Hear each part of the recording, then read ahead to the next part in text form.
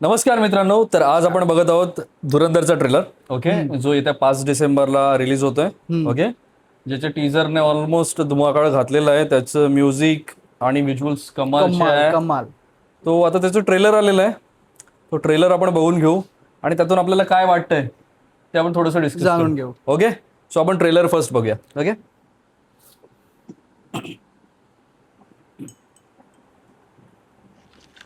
हा top notch आहे रे. Top notch. Hanuman kind. Hanuman guide. Wow wow wow, Dhurandhar आणि- टायटल ट्रॅक आहे हा. तो हनुमान काइंडचाच आहे. कमाल. Whole rap and everything, music. तो आहे म्हणजे ना, तो एक असा अर्ली टच असतो ना आपला, लोकल टच त्याच्यामध्ये दिसतो. आहे. ओके, तुला ट्रेलर कसा वाटला? मुळात ट्रेलरची स्टोरी मला तर कमाल वाटला. कमाल. टीजर ट्रेलर दोन्ही मस्त आहेत. कॅरेक्टरायझेशन म्हणजे त्यांचं इंट्रोडक्शन कमाल गेलं. कमाल दाखवलंय. सगळ्यांना वेगळे वेगळे नाव दिलेत. हा म्हणजे- अर्जुन रामपाल. हा अर्जुन रामपालचं काय नाव दिलंय? काय आपलं काय नाव आहे? Angel of death. Angel of death. Angel of death. Sanjay Dutt जिन. जेन. आणि Akshaye Khanna apex predator. Fish. Yes.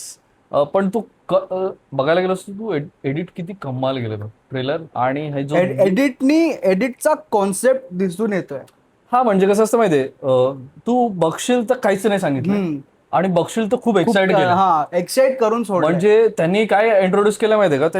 त्यांनी दाखवले की हे किती किती कमाल कॅरेक्टर्स आहेत मूवी मध्ये. आणि बघ, असं मूवी बघितला नाही आपण तरी स्टोरी त्यांनी काहीच रिव्हील नाही, काहीच नाही अजून मूवी पर्यंत गेलो पण नाही. पण ते कॅरेक्टर किती स्ट्रॉंग आहेत त्यांच्या त्या 2-2, 3-3 मिनिट म्हणजे 4 मिनिटाचा ट्रेलर आहे, पण ते त्यांचे काय बिट्स आहेत त्याच्यामध्ये. टीजर पण किती मोठा होता. आणि हे दोन्ही कोणी कापलेत तर ओजसने कापलेत. ओजस गौतम, यामी गौतमचा भाऊ, लहान भाऊ, आणि जो की आदित्य दरचा मेवणा लागतो. सो त्या रिलेशनने त्याला काम मिळालं, पण त्या कामाचं त्यांनी सोनं केलंय. हा म्हणजे दोन्ही गोष्टी त्यांनी एवढ्या कमाल दाखवल्यात. म्हणजे इव्हन टीजरने पण इतकी एक्साइटमेंट वाढवली, ट्रेलर अजून ती वाढवतोय. आता मूवी कुठल्या लेवलला ती नेतोय एक्साइटमेंट ते आपल्याला बघायला पाहिजे. ओके, म्युझिक जसं बोललो आपण बाप आहे. बीजीएम केलाय आय थिंक शाश्वत सचदेवा. हा, शाश्वत. उरी पण त्यांनीच केलं. He won the national award for that also. त्या बीजीएम साठी. हा, ती उरी.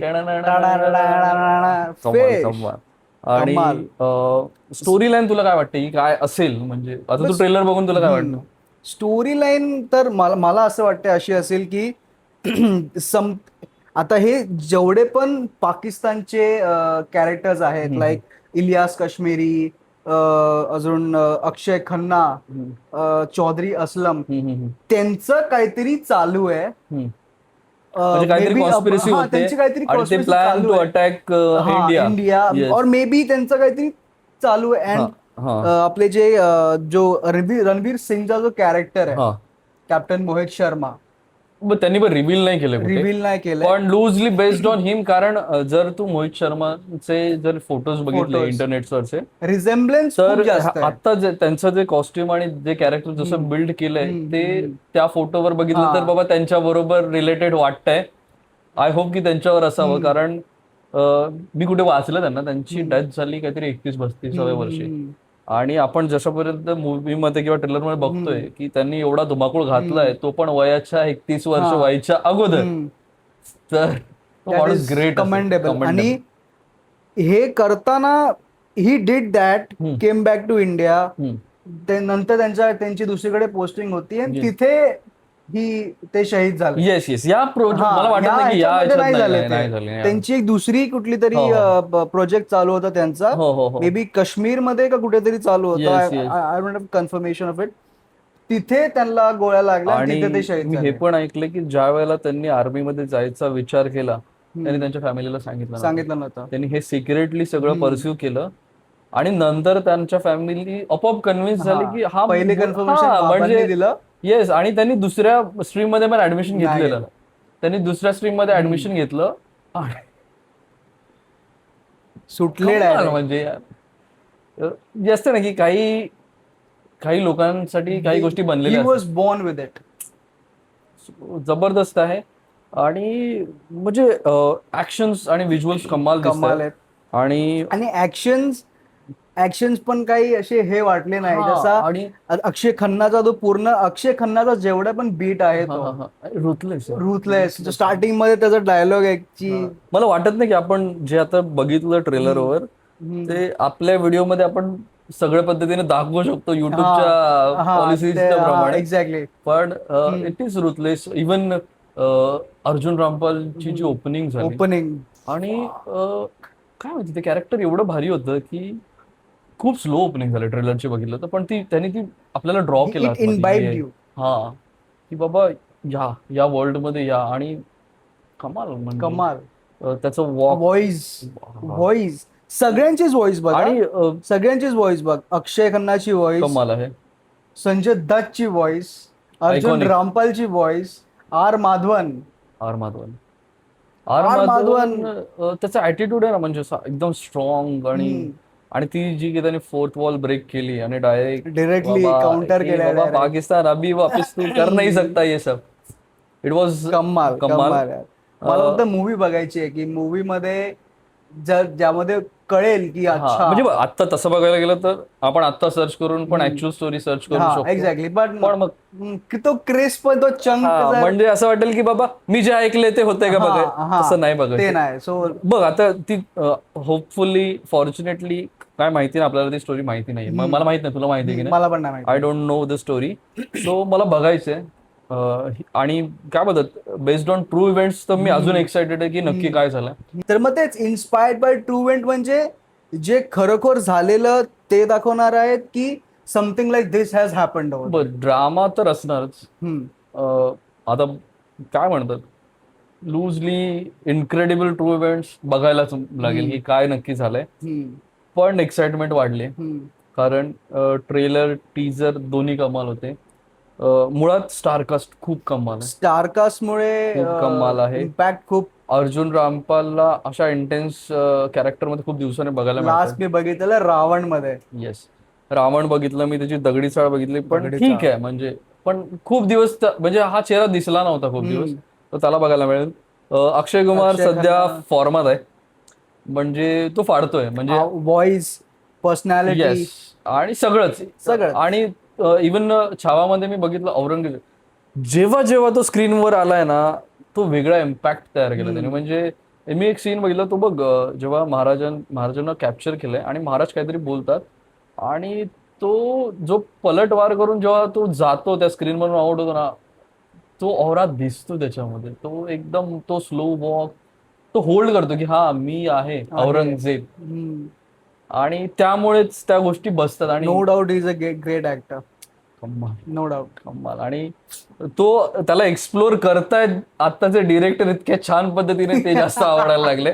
कधी कधी काय असतं माहितीये, एखाद्या ऍक्टरचं पोटेन्शियल छान असतं पण तशा स्टोरीज मिळत नाही, तसे कॅरेक्टर्स मिळत नाहीत, किंवा डिरेक्टर्स अशा लोकांना एक्सप्लोर करत नाही. सो हे होतंय. पण तुला बोलू, अक्षय खन्ना एका साईडला मला वाटतं की खूप खाऊन जाईल, भाव खाऊन जाईल. त्या मानाने रणवीर सिंग बघायला गेलं तर आपण नोटीस केलं तर अख्ख्या ट्रेलर मध्ये एक सायलेंट ट्रीटमेंट बघायला मिळते की रणवीर सिंगला इतकं असं रिव्हील केलं नाही, एक्सपोज डायलॉग नाहीये, काही सिंगल लाईन आहे किंवा पण जर आपण त्याचं कॅरेक्टर बघितलं आणि मूवीची स्टोरी लाईन बघितली तर ही इज अ स्पाय. आणि त्या कॅरेक्टरला ऍज अ स्पाय म्हणूनच ट्रीट केलंय की त्याच्याबद्दल तुम्हाला काहीच सांगितलं नाहीये, काहीच माहिती नाही, त्याचं नाव नाही माहिती. रॅथ ऑफ गॉड म्हणून त्याला एक टायटल दिले, त्याचं नाव नाही माहिती, तर तो कोण आहे ते माहिती. बाकी सगळ्यांचे टायटल त्यांनी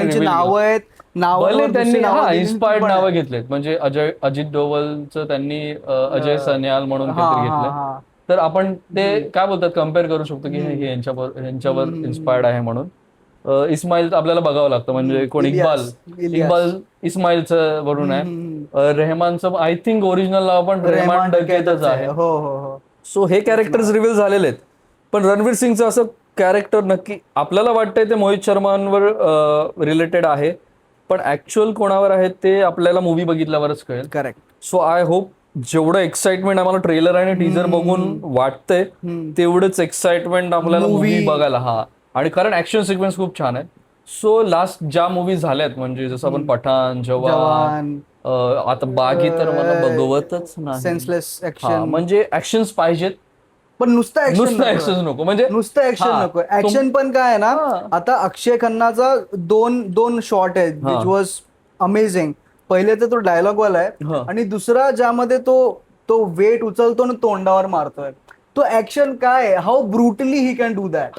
पण ते ऍक्शन पण त्याची लँग्वेज आहे, तर ती नुसतं त्या लँग्वेज मध्ये बोलणार ना तर त्याची डेप्थ निघून जाते, इंटेन्सिटी निघून जाते. पूर्ण मूवी भर घेऊन सगळ्यांना मारतोय, भले त्यांनी तसं केलं पण असेल, पण ते बघायला मजा येणार नाही. म्हणजे का मारतोय, एखादी गोष्ट म्हणजे कसं माहितीये, एखाद्या जेवणातल्या काही गोष्टी असतात ना, जेवढं तेवढंच दिलं तर ते नुसतं लोणचं ताटभर लोणचं आपल्याला चांगलं लागणार नाही, आणि नुसतं डाळ भात पण आपल्याला एकदम ब्लंट लागेल, ते मजा नाही येणार.